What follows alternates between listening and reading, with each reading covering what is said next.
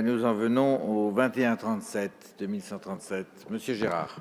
Très rapidement, Monsieur le Président, parce que c'est un amendement que j'ai déjà eu plusieurs fois l'occasion de défendre, qui propose de substituer au bénéfice de son projet parental au mot à son bénéfice, de manière à permettre la restitution des gamètes qui auraient été conservés pour motif médical au sein d'un couple, au bénéfice du projet parental. Et je pense évidemment aux femmes trans qui auraient pu procéder à l'autoconservation de leurs spermatozoïdes avant une opération de transition.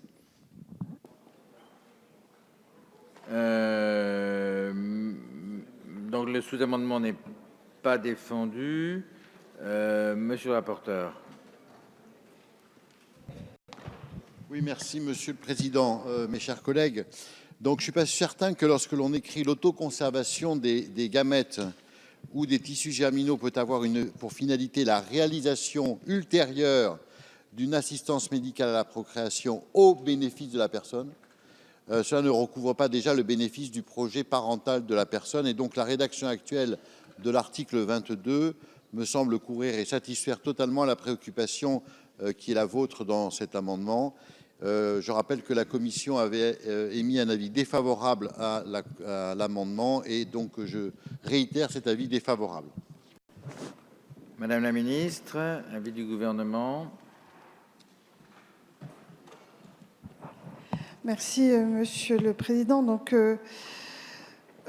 on se rejoint évidemment, Monsieur le député Gérard, pour l'essentiel, rendre possible la procréation ultérieurement à un traitement affectant la fertilité. C'est la raison principale du dispositif qui fait l'objet de notre discussion, mais ça n'est pas la finalité exclusive, puisque l'on veut également permettre le rétablissement d'une fonction hormonale, ce qui est un enjeu très important, notamment pour les femmes, et ce, indépendamment de tout souhait de procréation. Or, en fait, votre proposition aurait pour effet de restreindre le champ de la mesure, et donc nous pensons que ça n'est pas favorable. Voilà. Donc, je vous propose un retrait, sinon défavorable. Merci. Monsieur Gérard, l'amendement est retiré. Donc, nous en venons à une nouvelle discussion commune. Madame Obono, le 2302.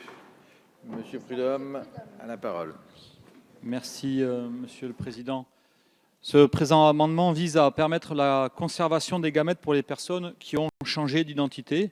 Encore aujourd'hui, l'autoconservation des gamètes est parfois refusée aux personnes transidentitaires par les SECOS, et ce, quand bien même elles s'apprêteraient à entreprendre un traitement stérilisant.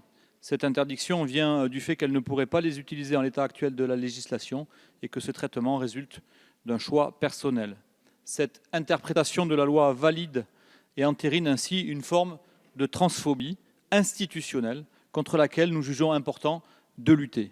Or, du fait de la présente loi, ces personnes pourront désormais utiliser des gamètes ainsi conservées. Dès lors, rien ne justifie plus de faire une distinction des situations sur l'autoconservation des gamètes. Pour conclure, fonder le refus sur un choix de la personne signifie une méconnaissance grave de la transidentité et du vécu de nombreuses personnes pour qui ces traitements relèvent d'une nécessité vitale. Je vous remercie.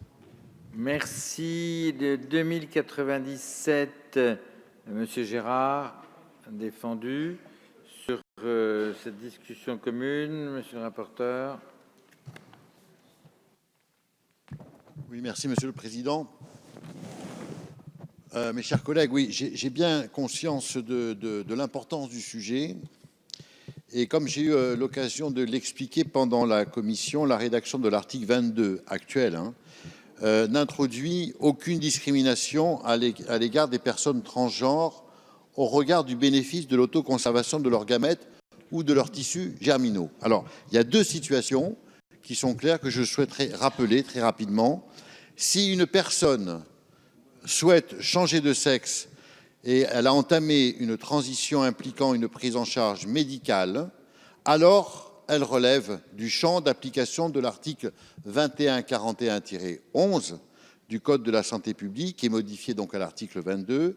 Elle pourra demander l'autoconservation de ses gamètes ou de ses tissus germinaux à raison des risques que son traitement ou que son opération ferait peser sur sa fertilité. Donc là, c'est clair, il s'agit de l'article 22. Si une personne souhaite changer de sexe, mais si elle n'a pas encore entamé de transition impliquant une prise en charge médicale, alors elle relèvera du champ de l'article 2, c'est-à-dire de l'article qui est modifié à l'article 2 du projet de loi, c'est-à-dire l'article 2141-2. Elle pourra donc solliciter demander même l'autoconservation de ces gamètes ou tissus germinaux si elle satisfait aux conditions, et notamment aux conditions d'âge prévues par ce texte. Donc il n'est pas, selon moi, besoin de rajouter, comme le propose ces amendements, la modification de la mention de sexe à l'état civil ne fait pas obstacle à l'application parce que c'est déjà satisfait par ces deux propositions, enfin non, ces deux dispositions à l'article 2 et à l'article 22. Donc avis défavorable. Merci. Donc avis défavorable sur les deux. Madame la ministre. Même avis. Même monsieur. avis. Donc je mets peu de prise de parole. Donc je mets tout d'abord aux voix le 2302 défavorable commission gouvernement qui est pour, contre, rejeté. Le 2097 défavorable commission gouvernement qui est pour, contre, rejeté. Le 2050